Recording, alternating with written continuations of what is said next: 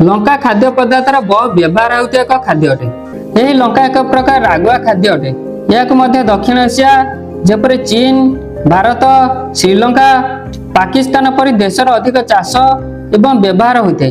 यह अन्य किसी राग गुण थिबा खाद्य जेपरि अदा, गोलमरिच एवं पियाज ठारू अधिक राग अटे। एवं खाद्य पदार्थर राग पई साधारणतः लंका को व्यवहार करा जायते। लंकार राग लगे गुण एक प्रकार रासायनिक कारण होते।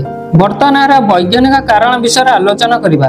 लंका साधारणतः राग और स्वभाव गरम अटे। यह खाइले पेटर एक प्रकार ज्वलन सृष्टि होता है, कारण लंकार कैप्साइसिन नामक एक प्रकार यौगिक थाए। यही यौगिक रसायन लंकार मंझ अंशरे थाए। जेतेबेले आमे लंका को खाई थाउ सेतेबेले यह पाटी, ओठ एवं जीभर अन्य अंश संस्पर्श आसी थाए। यही कैप्साइसिन चर्म रे बाजिया मात्रे रक्त कोशिका माध्यम रक्त सब्सटेंसिन पी नामक एक प्रकार केमिकल छाड़ी थाए।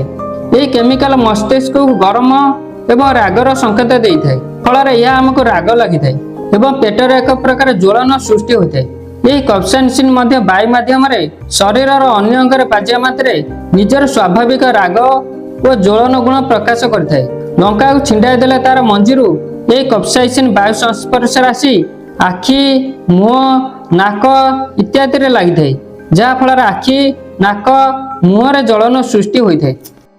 वीडियोटी आपको केमिति लगला कमेंट बॉक्स रे निजर मतामत रखंतु एवं चैनल को यदि एपर्यंत सब्सक्राइब करना तेबे बर्तमान ही सब्सक्राइब कर दियंतु।